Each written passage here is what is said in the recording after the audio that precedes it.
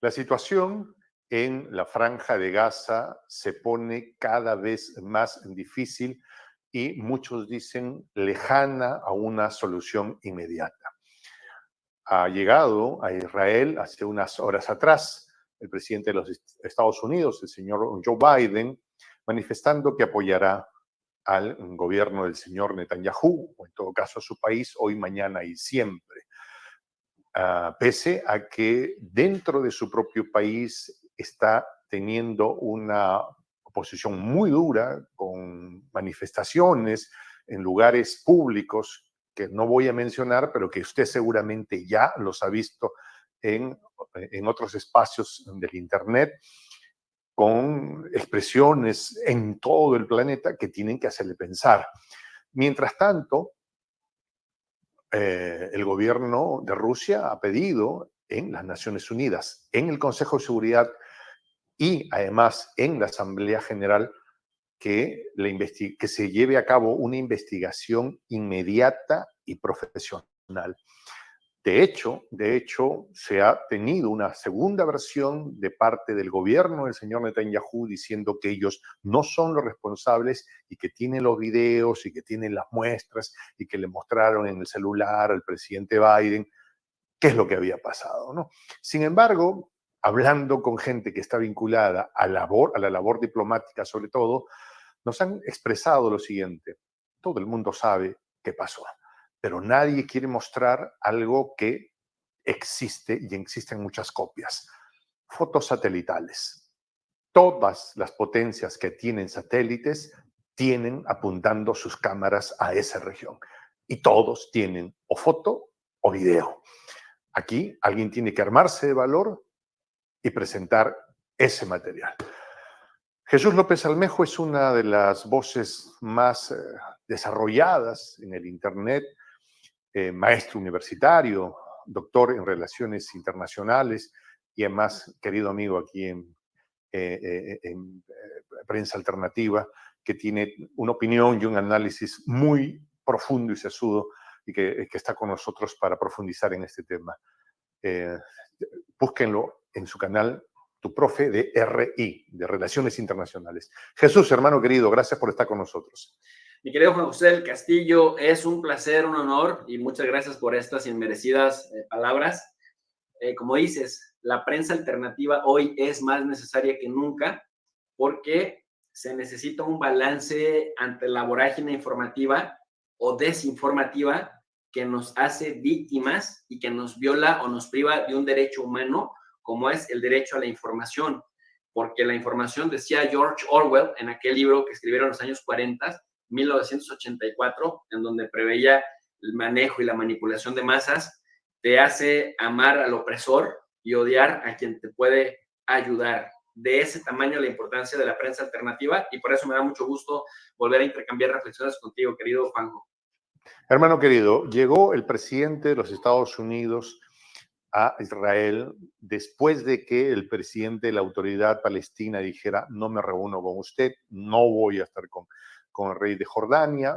Creo que es la primera vez que alguien le dice al presidente de los Estados Unidos: no voy a lo que tú me invitaste. Creo, no, probablemente hay otros momentos. Primeras impresiones de esta visita. Primero que nada, como bien lo dices, Joe Biden tuvo que acotar su agenda únicamente para estar en Israel, porque en Jordania, tanto el rey Abdalá II como Mahmoud Abbas, que es el presidente de la autoridad palestina, rechazaron encontrarse con él en razón del incidente del Hospital Batista que ya mencionaste, allí en la Franja de Gaza, que luego Israel manipuló porque publicó un video para decir: nosotros no fuimos, pero presentó un video del año 2022 para decir: fueron, como dijo Biden cuando llegó a Tel Aviv, fueron los del otro equipo, ¿verdad? No fueron ustedes. O sea, los del otro, así literal, los del otro equipo fueron los que cometieron este incidente, pero no ustedes. Por eso venimos a ustedes a darles toda la ayuda. Y como Biden había estado tuiteando, tuiteando y tiktokeando y anunciando en sus redes sociales que iba hacia el Medio Oriente a mostrarle a Israel su amplia solidaridad y a condolerse con ellos por las pérdidas de las víctimas que tuvieron en razón de los ataques de Hamas. Bueno, pues resulta que el rey de Jordania y el rey y Mahmoud Abbas le dicen, entonces nosotros no nos vamos a reunir contigo porque nada más vienes a reforzar el rollo, la narrativa que ya traes predispuesta, en donde vuelves a criminalizar a los palestinos y a revictimizarlos, porque además Joe Biden anuncia que trae un paquete de $100 millones para aliviar la suerte de los palestinos en su proceso de desplazamiento del norte de Gaza al sur de la Franja de Gaza, en donde, por cierto, Israel todavía no permite que se abra el paso de Rafah, que sería un punto fronterizo que tendría que trabajar y administrar el gobierno de Egipto con el gobierno palestino. Pero Israel controla mares, controla puntos terrestres y también controla el espacio aéreo, de tal suerte que cuando se intentó abrir, llegaron ahí el castigo punitivo y en este caso, bueno, pues los palestinos, además de asediados, además de martirizados, mira, Juanjo, esto que estoy diciendo no es poca cosa, y que por lo menos quede un registro de que aunque no podíamos hacer nada de otra manera, por lo menos la solidaridad moral con la humanidad que quede de manifiesto, es decir, nos solidarizamos con las víctimas de todos los conflictos. Cuando fueron asesinadas las personas ahí en Perú, nos solidarizamos con Perú a manos del gobierno de Boluarte, y que luego invisibilizan y que luego criminalizan para no sentir pena. Entonces, en Israel, lo que ha estado sucediendo con Gaza son ataques cuya cantidad de pólvora, cuya cantidad de artillería... Vamos a tratar de utilizar términos que se ajusten a las limitaciones lingüísticas del caso. Mira, pues equivalen a una cuarta parte de una bomba nuclear de ese tamaño. Entonces, no podemos estar pendejeando con el condenar el holocausto todo el tiempo si no condenamos también esto, si no lo exponemos. Y Joe Biden y la Unión Europea le fueron a dar carta abierta al Bibi Netanyahu, que está acusado de corrupción, que está acusado de enriquecimiento ilícito, que está acusado de tráfico de influencias por la misma Fiscalía de Israel y que ya casi tenía un pie fuera del gobierno de Israel y que ha aprovechado todo esto para crear un gobierno de unidad. Recordemos que su gran problema derivaba o estribaba también en que quería controlar a la Suprema Corte de Justicia de Israel, al Tribunal Superior de Justicia. ¿Por qué? Porque quería subordinar las resoluciones del Poder Judicial en Israel al Poder Ejecutivo. ¿Por qué? Porque si lo encontraban culpable, entonces al ser el jefe del Ejecutivo, él podía disminuir el efecto de los castigos hacia sí mismo. Por eso las grandes manifestaciones y las protestas que durante todo 2023 tuvieron lugar ahí en Israel. Pero ahora la gente dice, pues está mostrando mucha rudeza, pero no fue capaz de protegernos. Entonces este señor se tiene que ir en cuanto termine el bombardeo. ¿Qué escenario nos plantea eso, Juanjo? El escenario que nos plantea es que este señor va a alargar lo más que se pueda para ver si pasa algo, alargar la crisis, porque él se nutre de la crisis, se nutre del conflicto, se nutre del abuso en un conflicto completamente asimétrico. No lo quisiera ver yo frente a Irán, a ver si tendrían esa misma ventaja y si presumirían su domo como lo presumen ahora. Entonces, o con Turquía. Entonces, la Unión Europea en persona, dos personajes claves, como Ursula von der Leyen, viajaron el fin de semana, o dicho de otra manera, la primera semana de octubre a Tel Aviv para solidarizarse con Netanyahu, y después con las víctimas del conflicto, pero del lado de Israel. Y a esta señora von der Leyen, ya una cantidad importante de europarlamentarios le dijeron, oiga señora, primero la diplomacia de la Unión Europea, la política exterior de la Unión Europea no es facultad suya como presidenta de la Comisión Europea. Así que no vaya a ningún lado a presentar una postura individual como si fuera una postura de toda la Unión Europea. Usted no habla por Irlanda, usted no habla por Europa, usted habla por usted misma. Cuando competa a sus facultades, entonces limítese a eso. El otro mandatario que fue relevante también es Olaf Scholz, ni más ni menos, que el canciller o el mandatario del país económicamente hablando más importante de Europa, y dijo: la posición de Alemania está al lado de Israel. No hay otro lugar para Alemania más que estar del lado de Israel. Y Joe Biden hoy llega y le dice: te traemos todo el arsenal que te quieras, que necesites, que te imagines.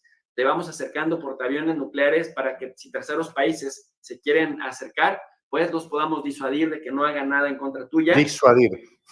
Y además, disuadir entre comillas. Sí, disuadir entre comillas. Y además te traemos, le dijo, un paquete, vamos a aprobar un paquete millonario de ayuda para aliviar tus problemas de seguridad.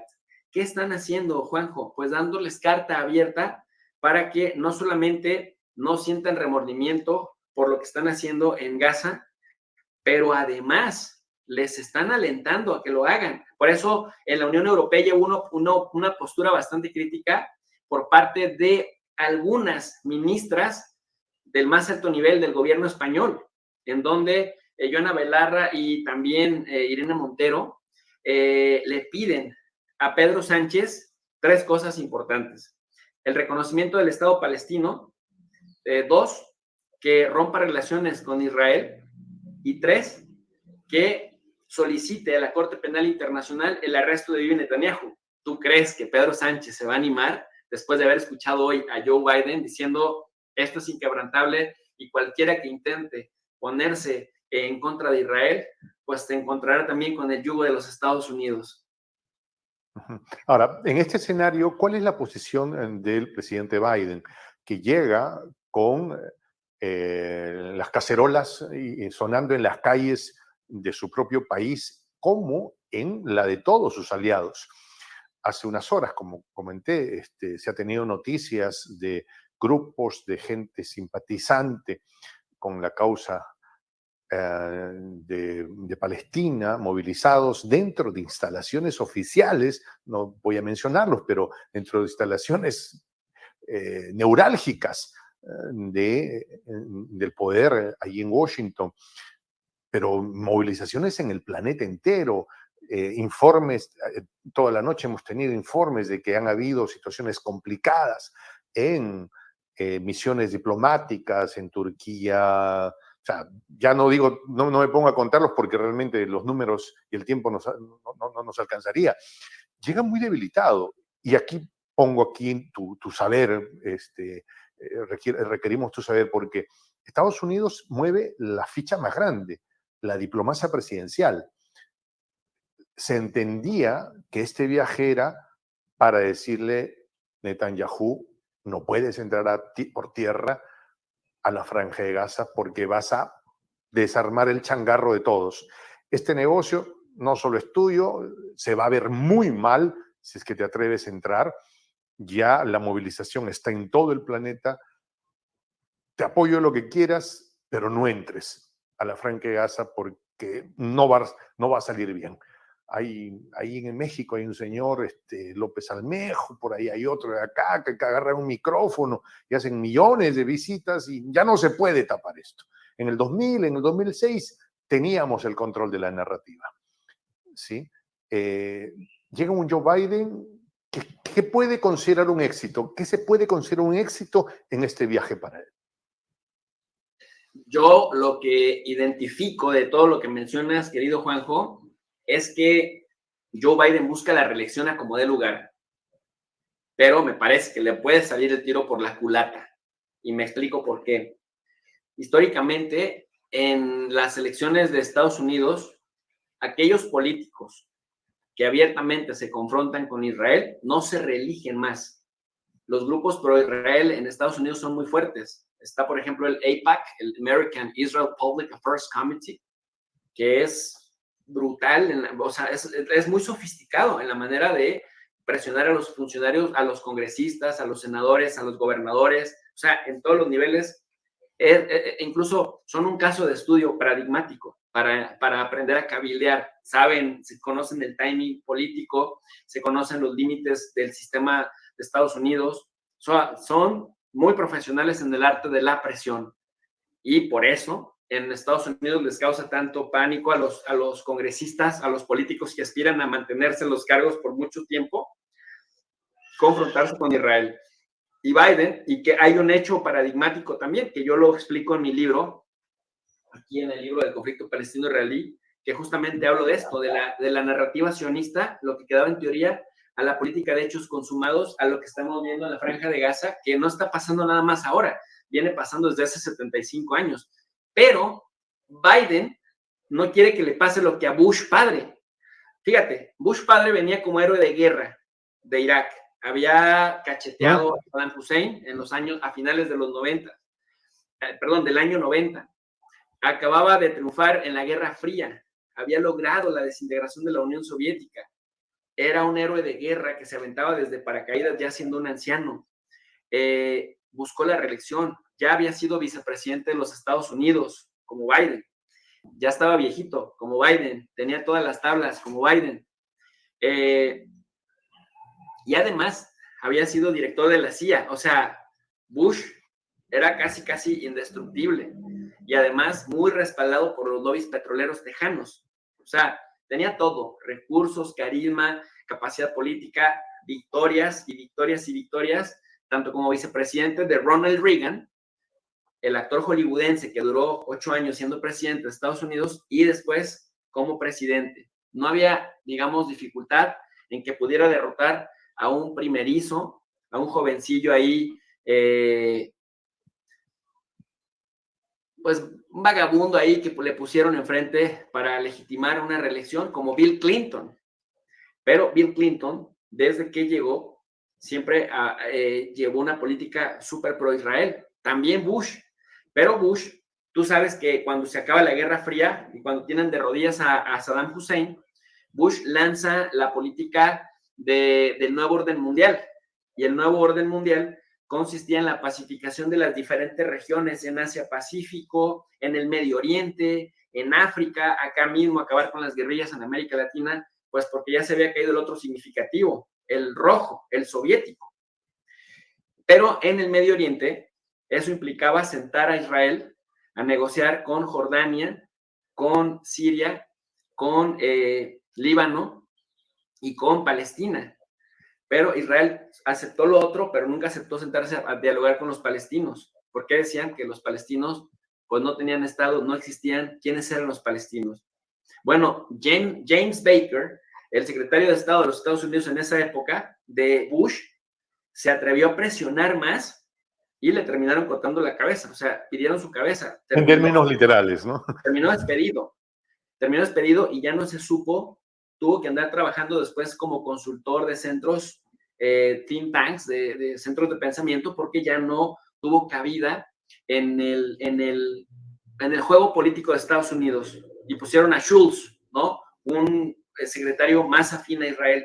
Y el mismo Bush, pues, ¿qué crees? No importó todo el récord que tuviera, como se tuvieron relaciones muy ríspidas, porque Estados Unidos se atrevió a cortarle un préstamo de $10,000 millones que le tenía prometido Israel para poder recibir a judíos que venían desde Rusia, y principalmente desde Rusia y también de Etiopía, porque estaban perdiendo la carrera demográfica con los palestinos. Por cada 2 judíos que nacían 6 palestinos. O sea, hay un profesor, Ayman Youssef, de la Universidad no me acuerdo si es de Nablus o de Calquilia, palestino, que él dice: yo le digo a los palestinos, no opten por la violencia, vayan a sus casas, sean felices con sus mujeres, reproduzcanse, y en 40 años nos vemos con los israelíes. ¿Por qué? Porque en 40 años la cantidad de población que habrá en el territorio que Israel domina, tanto como Israel, como en el territorio que ocupa ilegalmente, habrá más palestinos en 40 años que en el mismo Israel, porque la tasa demográfica sigue favoreciendo a los palestinos.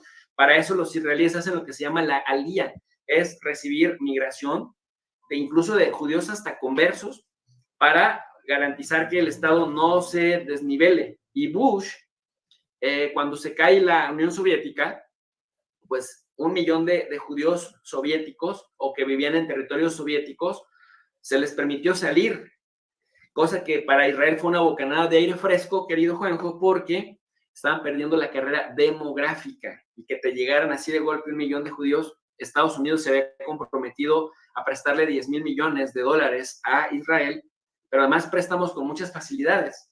Pero Bush, entonces, cuando quiso sentar a Isaac Shamir, un derechista que sustituyó a Menachem Begin, también de la derecha, pariente ideológico de Benjamín Netanyahu, de hecho es su mentor, ¿no?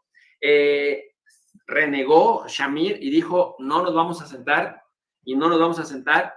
Y luego, bueno, afortunadamente Shamir perdió las elecciones y llega Rabin con Shimon Peres y empiezan las conversaciones. Fracasó la Convención de Madrid del 91, pero después anunciaron en el 93, 2 años más tarde, las pláticas de Oslo, que después en el 95 se convirtieron en Oslo II, los diálogos de Taba con Egipto, en donde se reconocería un Estado palestino, pero más bien una autoridad palestina, un gobierno interino que sería puesto a prueba. ¿Quién sería el evaluador? El mismo Israel, que era juez y parte. Israel decidía qué tanto cumplía con ese acuerdo en razón de que viera que los palestinos sí estaban cumpliendo. Pero lo único que se consolidó en ese proceso de paz fue el apartheid, el sistema de separación de unos y de otros. Pero volviendo al tema de Bush, Bush se atrevió a negarles de momento, temporalmente, los $10,000 millones hasta que no se sentaran a negociar con los palestinos, y Bush ya no se religió. El que ganó fue Bill Clinton, el que dijo, nosotros estamos, como este discurso de Joe Biden de ahorita. Hoy, mañana y siempre.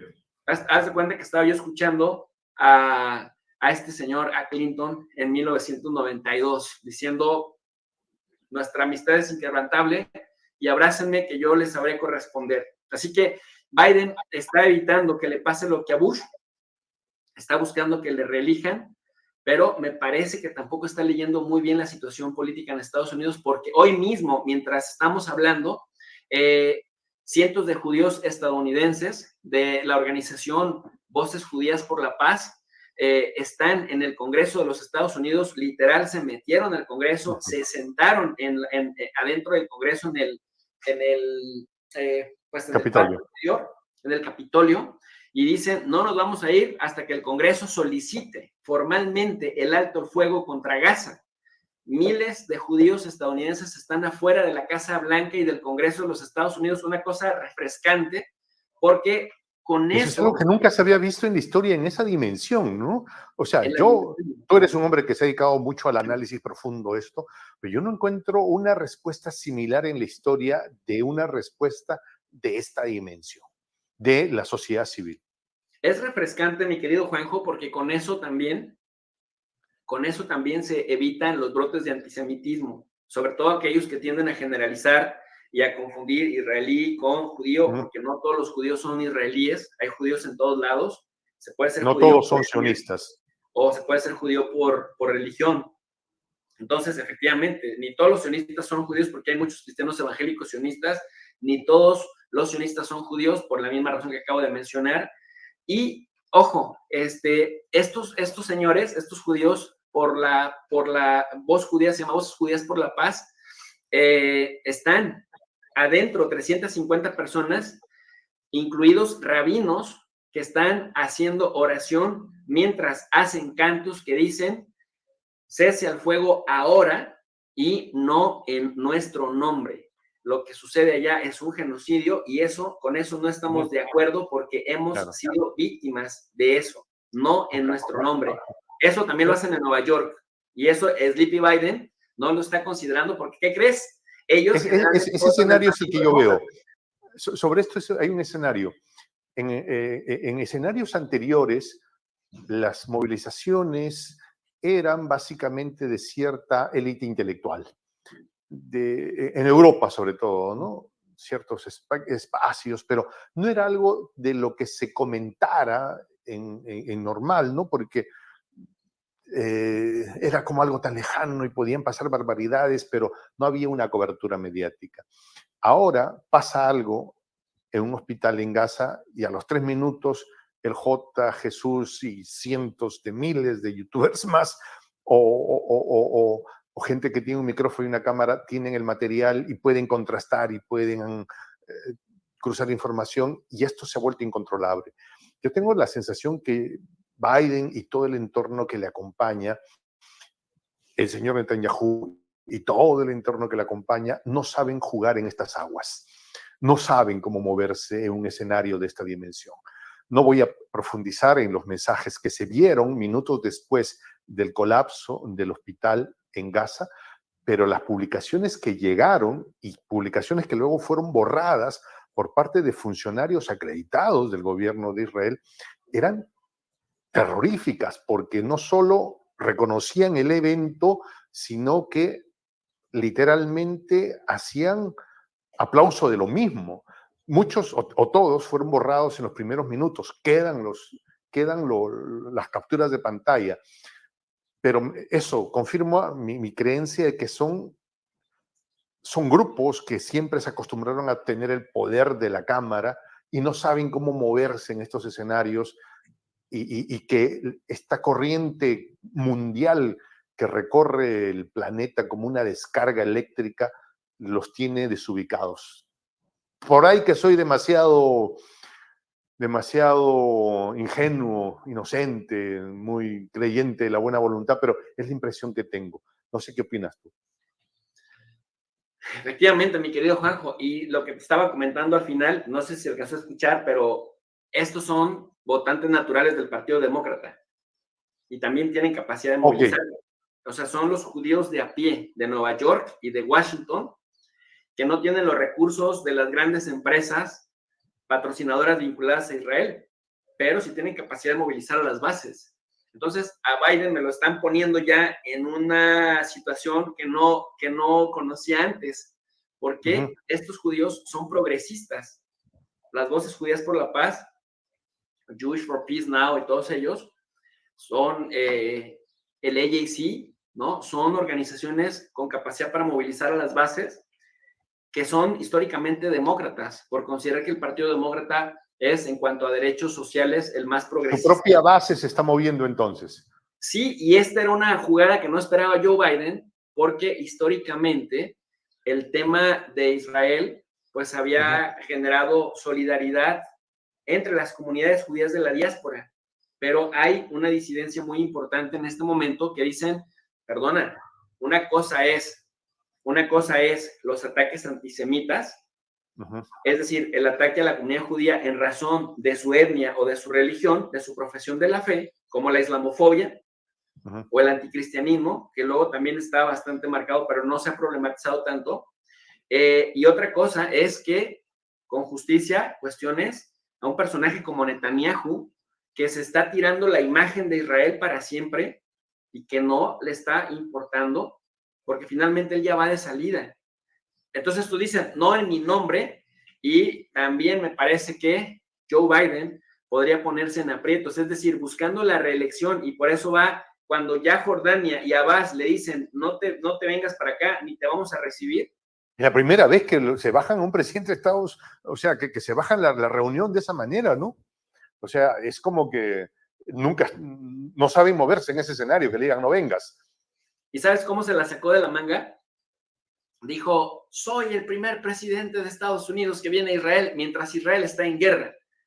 Debería decir, mientras Israel está apabullando a unos pelados que no tienen capacidad de respuesta asimétrica. Porque luego muchos me dicen, oye, pero pues Ucrania, Rusia, sí, nada más que Ucrania tiene territorio, tiene un ejército, tiene el apoyo de 35 de los países más millonarios del mundo que le han surtido de tanques, misiles. ¿Sí me explico? Hay una diferencia brutal, pero además recordar que lo que sucedió en Ucrania es un golpe de Estado de 2014 que tiene como el origen la beligerancia rusa, porque hay que recordar que Rusia incluso les había donado Crimea en el 97, pero en el 2014 derrocan a quien había ganado las elecciones limpiamente, y ahí la Unión Europea se queda callada, y Victoria Nuland, pro-israelí, estadounidense, subsecretaria de Estado, dice, fuck Europe, ¿no? A la fregada a los europeos. Esto se hace porque se hace, entonces Rusia responde quitándoles Crimea, y lo que vimos el 24 de febrero del 22. Pero si incluso fuera símil, ¿por qué los ucranianos tendrían derecho a defenderse? Y les han metido $200 mil millones. Ahí la incoherencia, pues, y Europa ha sacrificado incluso su propio bienestar, que lo van a resentir en el mediano y largo plazo, pero acá las únicas posturas valientes que hasta este momento, y mira que yo las he criticado mucho, a las de Podemos y a los de Sumar en España, pero hasta les digo europillos y europeones, Pero ahora, en este tema particular, están presentando, digamos, la postura más coherente y valiente, y me es bastante refrescante ver a estas voces judías por la paz que están diciendo: no en mi nombre, Netanyahu, no me representas, y esto que se tiene que parar de inmediato. Nos indignan los ataques del Hamas, nos indignan, pero esto también es igual o más indignante, porque es la causa estructural de la violencia permanente, mi querido Juan José. Rusia pidió en el Consejo de Seguridad y ahora en la Asamblea General de las Naciones Unidas, primero una resolución para alto al fuego que fue votado en contra por el Reino Unido, Estados Unidos, Japón y Francia. ¿Ah? Y bueno, la propuesta fue presentada por quien preside, que es Brasil. Ahora, en la Asamblea General se vuelve a presentar y el pedido era básicamente: emitamos una resolución para que haya un alto al fuego inmediato. ¿Qué hay allí? Xi Jinping con Putin, algunos han dicho, no, pues están allá ahorita en Pekín disfrutando del mejor sushi del planeta y viendo cómo esto se incendia por todos lados. ¿Qué percepción tienes sobre eso?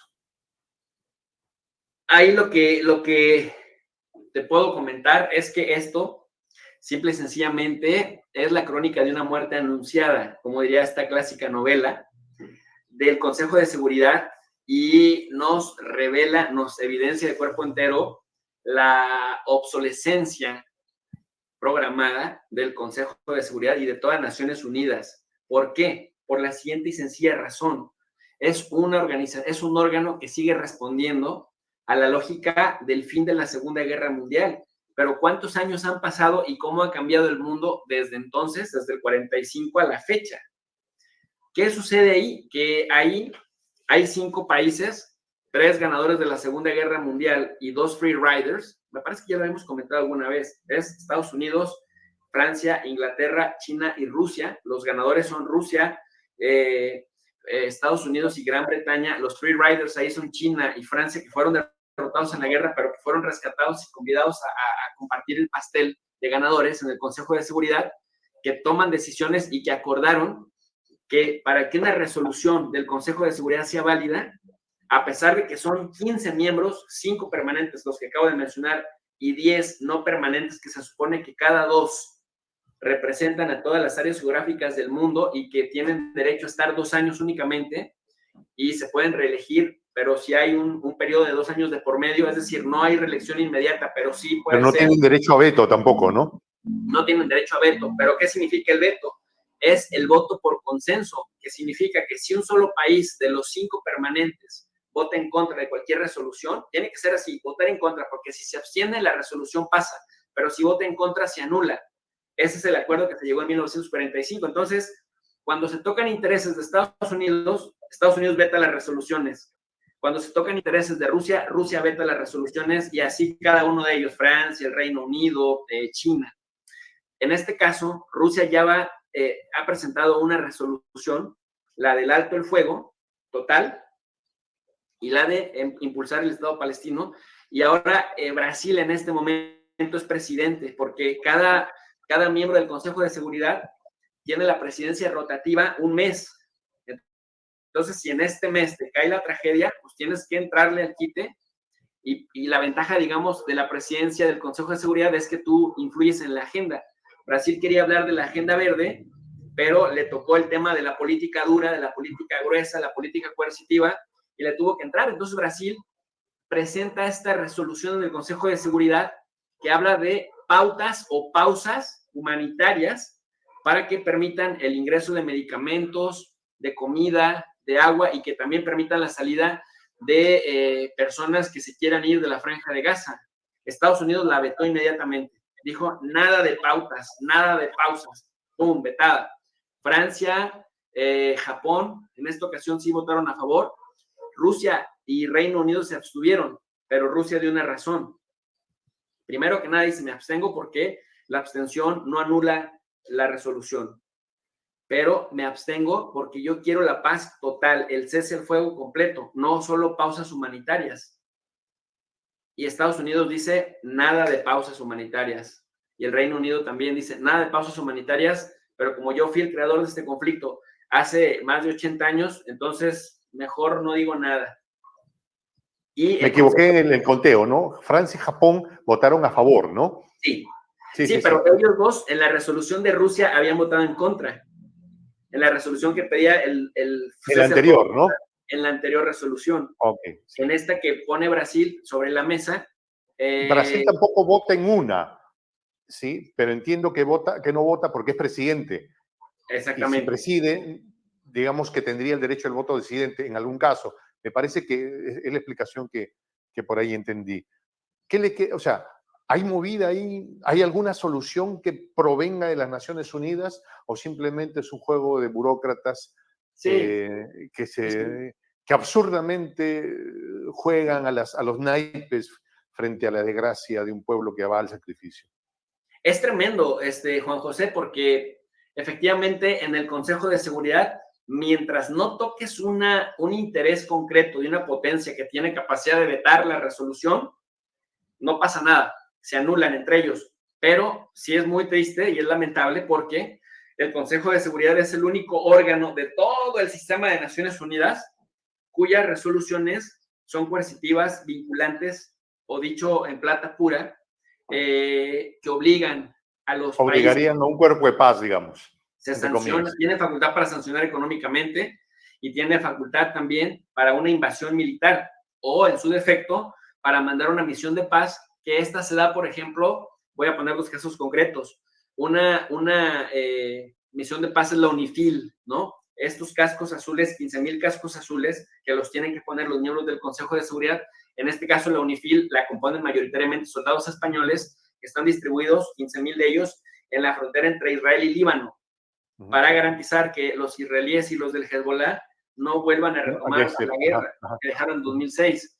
En el caso, por ejemplo, la MINUSTA, es esta misión de Naciones Unidas para Haití, que después del terremoto hubo un desorden total, hubo anarquía, incrementaron los robos, etcétera, etcétera. Y bueno, a Brasil le fue permitido que parte de su ejército y de su policía se pusieran los cascos azules y fueran a representar a Naciones Unidas para evitar la anarquía. Entonces, esos son como dos ejemplos de lo que puede hacer el Consejo de Seguridad con resoluciones aprobadas sin veto.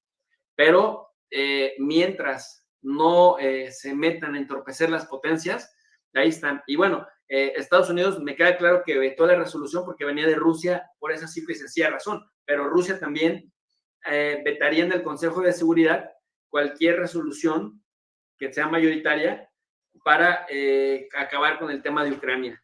Entonces, es un juego bien delicado de burócratas, mientras en el campo, pues la gente sufre cotidianamente, Juanjo. En este escenario, teniendo un Biden que llega con bulla en la casa propia, con gente que viene de una antigua tradición bíblica, diciéndole, tú no tomes mi nombre en vano para tus... Tenemos un Biden que confrontará próximamente elecciones. Ha dicho algo que ha sonado terrible. Nosotros bancamos una, dos, tres guerras, las que sean, porque somos Estados Unidos, somos la potencia más grande del mundo. No, somos la potencia más grande de la historia. Así que si hay que pagar la guerra de Ucrania, la pagamos. Si viene la guerra de acá en Gaza, la pagamos. Y pónmelas que vengan, porque la bancamos, porque somos el país más grande, la potencia más. Somos nosotros, no se dan cuenta, somos nosotros, somos los más grandes de la historia. Y hay quien ha dicho, son los que deben también más grande en la historia, porque nadie tenía una deuda de ese tamaño. Y a ver si cómo cuadran los números, porque acuérdate que el 1 de octubre pasado no cuadraron los números para que cierres tu presupuesto del ejercicio que viene. ¿Qué hay ahí? Hay soberbia, hay también manipulación y fortalecimiento de la narrativa de nosotros somos los de la misión divina, la misión civilizadora, y somos los únicos que por derecho divino podemos imponer esto que nos han dicho repetidamente, un orden basado en reglas. ¿Cuáles? Las que nosotros queramos. ¿Cuáles y cuánto? Hasta que las queremos romper. principalmente las que se basan en la democracia, como se entienda, en el liberalismo social y en el libre mercado. Y mira, voy a retomar el tema de la democracia, porque parte de lo que hoy Joe Biden dijo en su visita a Israel, después de que dijo, les vamos a dar armas y dinero hasta que se llenen, para que se sientan protegidos y para que también todo lo que su domo de hierro necesite, cuenten con nosotros. Pero luego les dice, oigan, nada más hay por favorcito, así literalmente, no se excedan. Recuerden que ustedes son una democracia, ustedes no son bárbaros, ustedes son civilizados y una democracia se maneja por reglas y por respeto a la dignidad y remata. Ustedes son como nosotros los estadounidenses que no dominan y gobiernan por el poder material, sino con el poder del ejemplo.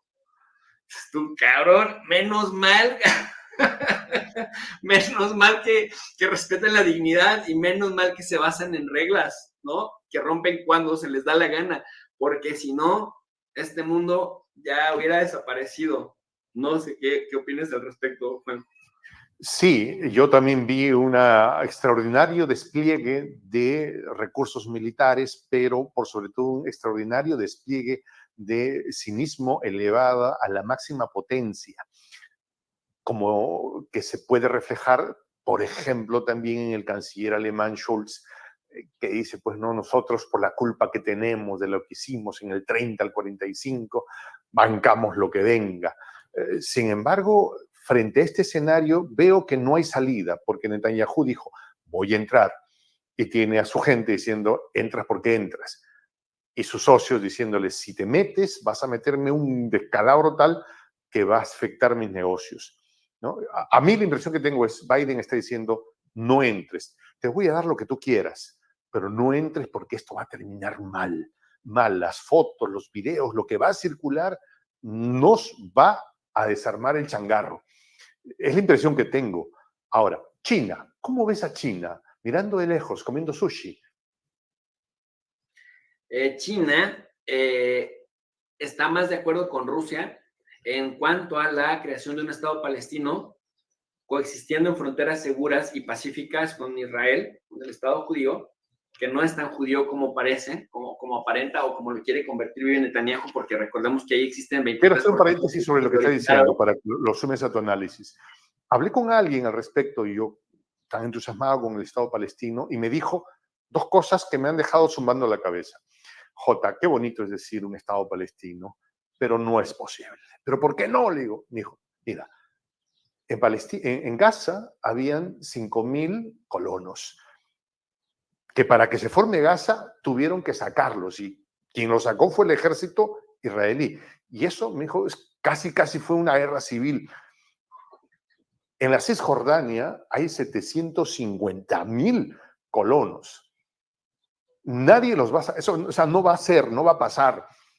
¿Cómo puedes construir un Estado palestino en ese escenario? Y por supuesto me quedé triste después de ese comentario. Pues esa es la consecuencia de las políticas de hechos consumados. O sea, Israel construyó infraestructura para que al momento de que la presión internacional los obligara a negociar, ya no partes de las fronteras originales, sino de las fronteras que se les dio la gana. Las de las políticas de hechos consumados que rompen la contigüidad territorial de un Estado futuro palestino. Pero esa es la postura de China. O sea, China apoya a Rusia en eso y sobre todo en el tema de la capital del Estado palestino, Jerusalén.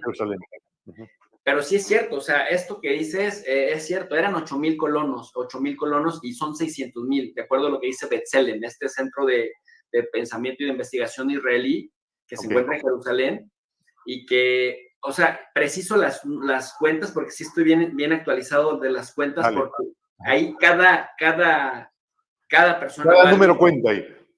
Cuenta muchísimo por el terreno. Y mira, Juanjo, si tú quieres ir, tú dices, bueno, yo no quiero ir a Israel, no, me cae mal, lo que sea. Yo quiero ir a Jericó, que es territorio palestino, o quiero ir a Hebrón, o quiero ir a Belén, o quiero ir a la parte árabe de Jerusalén, no puedes hacerlo. Si quieres ir a Gaza, no puedes hacerlo sin entrar a Israel o sin que las autoridades migratorias de Israel te pidan tu pasaporte y te hagan una mega encuesta para ver si eres un bicho raro o si eres alguien digno de entrar. Si detectan que no eres peligro para nada, ni que vas a andar fotografiando nada, ni nada, entras, ¿no? O sea, tú y yo no entramos.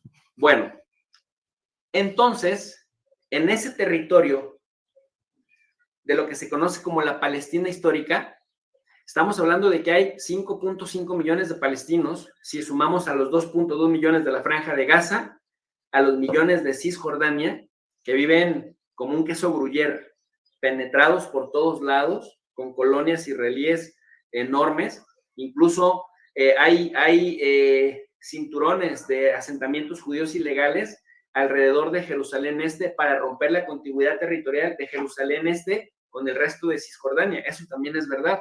Y los palestinos, entre pueblo y pueblo palestino, tienen que enseñar su ID como su pasaporte para que los dejen cruzar. Eso les hace la vida miserable todos los días, porque hay presencia del ejército.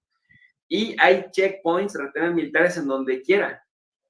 O sea, degradan todos los días la vida y la dignidad de los palestinos. Por eso no me deja de impresionar que cínicamente Joe Biden, que tiene 50 años como senador de Estados Unidos, 8 de vicepresidente y casi 2 de presidente, como que no se entere y dice que Israel predica con el ejemplo como Estados Unidos predica con el ejemplo. Pero ¿por qué comento esto?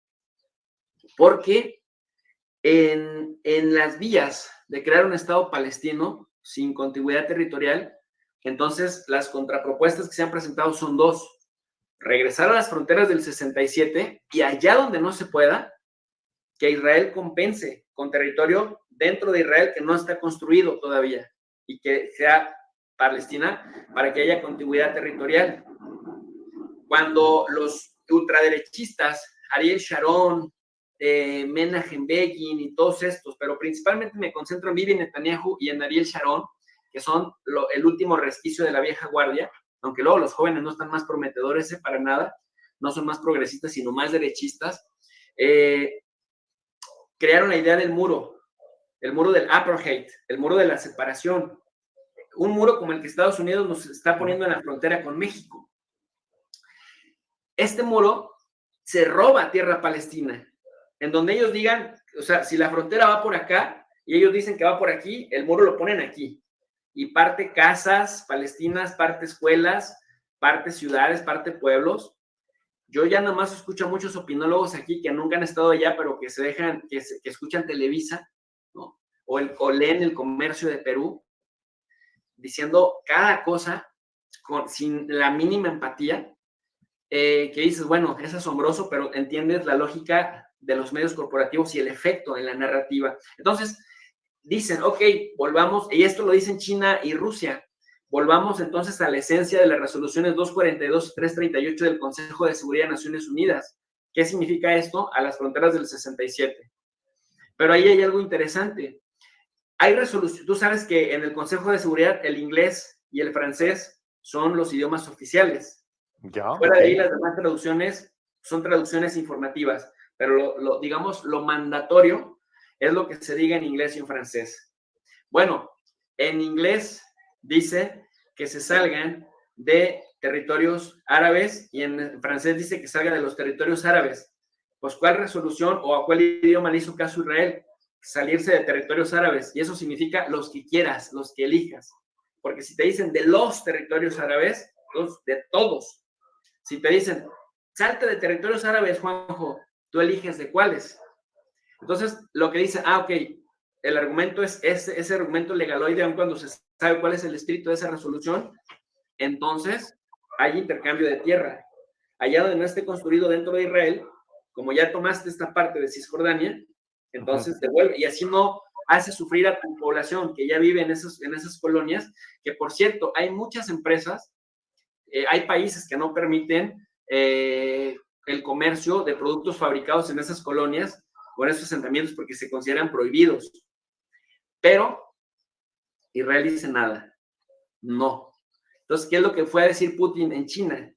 Vladimir Putin dijo, nosotros somos de la idea de que un Estado árabe, un Estado palestino en fronteras seguras, es la garantía de una paz y que además su capital sea Jerusalén Este, que es otro issue importantísimo para Israel. Israel dice, no, Jerusalén es nuestra capital y de ahí no nos movemos.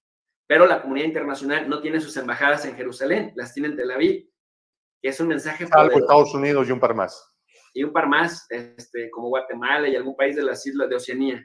Pero el grueso de la comunidad internacional están en Tel Aviv, mandándole el mensaje constante a Israel de tu capital es Tel Aviv, Jerusalén es una ciudad internacional en disputa. Pero a lo que quería llegar con lo otro, si tú sumas a los de Gaza, si tú sumas a los de Cisjordania, a los de Jerusalén Este y a los entre 1.5 y 1.7 millones de árabes palestinos que viven dentro de Israel con pasaporte israelí, que esos provienen de la resolución 194.3 que le exigió a Israel en 1949 que les dejara volver a sus tierras, porque lo que hicieron con el plan de partición de la ONU, es decir, que en la parte que le había sido otorgada a los judíos, la resolución 181.2 de la Asamblea General de 1947, que esa parte era para judíos y esa parte era para los árabes. Entonces lo que hicieron el Lehi, el Irgun, el Stern, la Haganah, el Palmach, ¿no? Todas estas organizaciones que se dedicaban a la seguridad, Stern e Irgun son considerados terroristas. Bueno, iban a los pueblos árabes y literalmente hicieron procesos de limpieza étnica.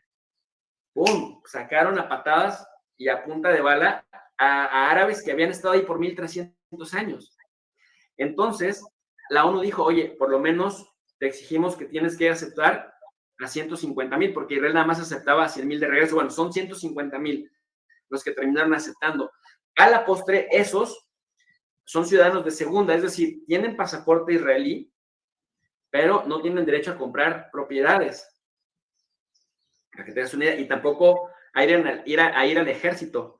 Dicen por ahí algunos opinólogos aquí en México, esa es una prerrogativa, porque ¿quién querría ir a hacer servicio militar? Sí, pero es también la desconfianza de que aunque seas ciudadano, no te tenemos confianza porque eres árabe, que también es una práctica discriminatoria. Pero bueno, súmale ese 1.5 millones a los 5.5 millones de palestinos que viven en desgracia bajo la ocupación ilegal, estamos hablando de por lo menos 7 millones.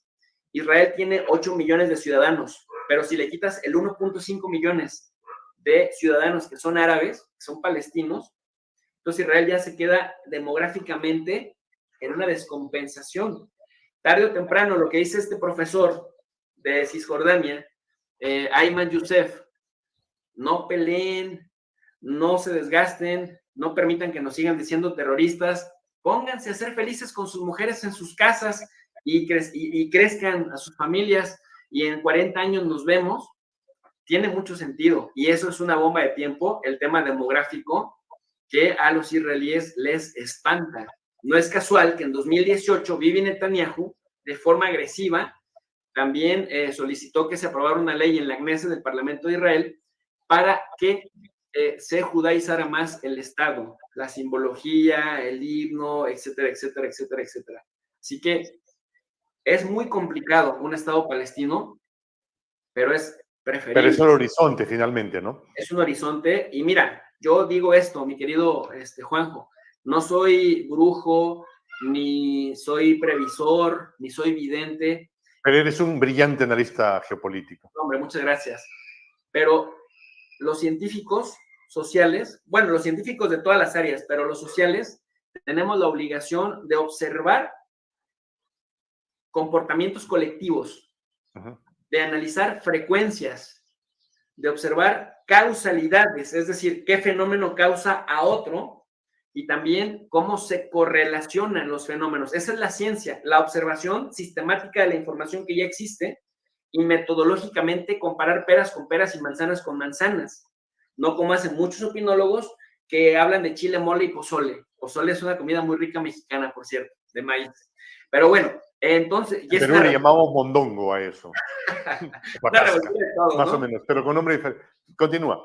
Pero sí, a lo que quiero llegar con esto de la sistematización del conocimiento a través de la observación histórica que tenemos como responsabilidad los científicos sociales, mi querido Juanjo, es ya vimos frecuencias, o sea, ya vimos en el pasado, podemos anticipar también parte de lo que puede suceder con Palestina. Mira, los egipcios y los israelíes se odiaban a muerte. Israel le llegó a robar a Egipto hasta 3 veces el tamaño de su propio territorio ahorita en el Sinaí. Toda la colita esa que se ve del Mar Rojo, esa continuación de Israel, todo eso lo ocupó militarmente Israel después del 67. Y lo ocupó militarmente, incluso llevó a colonos judíos al Sinaí, a vivir al Sinaí.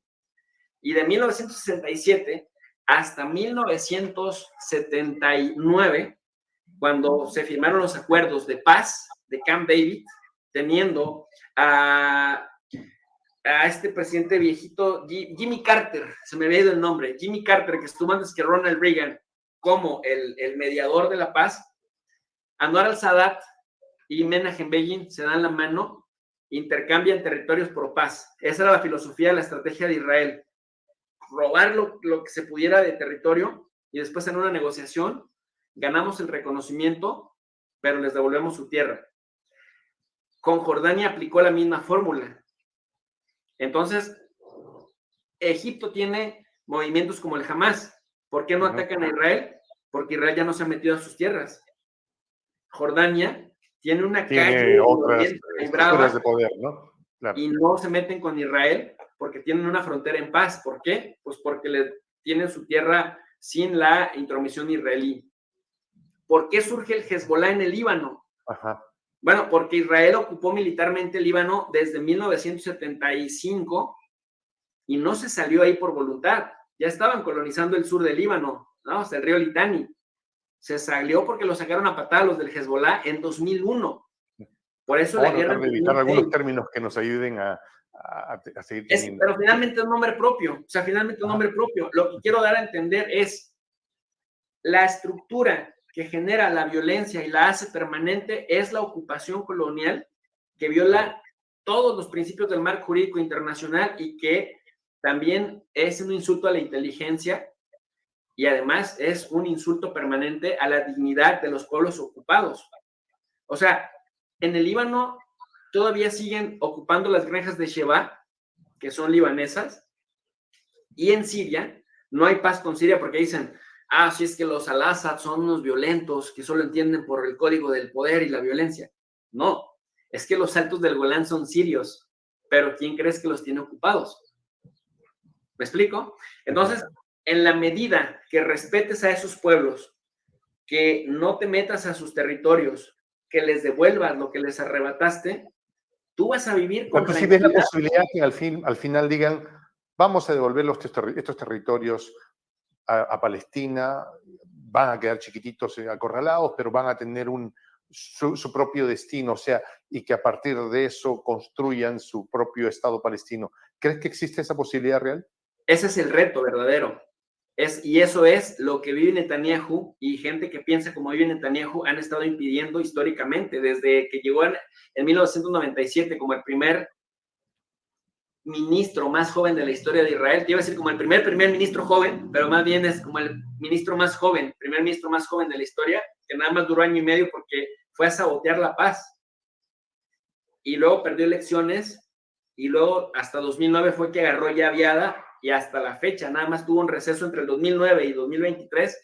Ha tenido nada más un receso de 1 año en donde le fue como en feria ante las autoridades de justicia de su propio país y que ahora creo, te lo platiqué en otra charla que tuvimos anteriormente, que creo que por ahí va el meollo del asunto, la vieja confiable, ¿no? Entonces, en conclusión, es muy difícil la idea de materializar el Estado palestino, pero si ya tiene las bases en el Líbano, en Siria, que mal que bien, aunque no haya un armisticio de paz firmado ni con el Líbano ni con Siria, Hezbollah solo se aloca porque hay estas querellas entre unos y otros, pero finalmente el Líbano está, digamos, tranquilo, y Siria está tranquilo, Jordania está tranquilo, Egipto está tranquilo.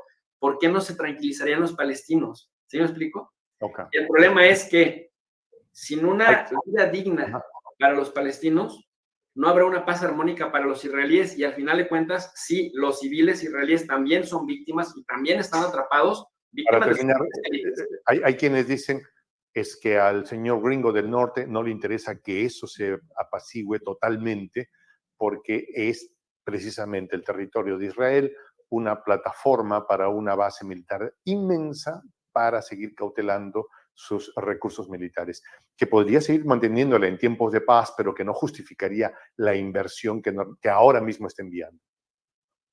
Me parece que sí, sí, sí, y también de las élites israelíes. Hay quienes dicen que la sociedad israelí está tan polarizada porque hay etíopes, hay rusos, están los que el Sabra, que ya nació ahí, están los hasídicos, o sea, O sea, grupos, necesitan un enemigo afuera para llevarse bien entre ellos. sí, algo así, grupos que si no tienen un amigo común, implosionaría el asunto.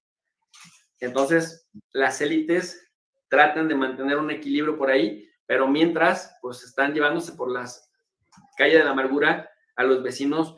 Pero lo interesante y lo esperanzador es complicado y es complejo, pero para mí los claros ejemplos que te mencioné, Egipto, Jordania, Siria, Líbano, si les das su territorio, si les regresas su territorio, si te sales de su territorio, si le respetas su soberanía, si en algún momento puedes ir a visitar Palestina sin tener que aterrizar en Tel Aviv, sino que puedas aterrizar directamente en alguna ciudad palestina y que sean los palestinos los que te revisan el pasaporte, me parece que ahí habrá empezado a caminar la paz y la tranquilidad en esa región del mundo, mi querido Juanjo. Jesús López Almejo, un ser brillante, una mente privilegiada en el estudio de las relaciones internacionales, ha estado con nosotros. Hermano querido, muchas gracias por habernos acompañado. Muchas gracias. Aquí estamos a la orden siempre.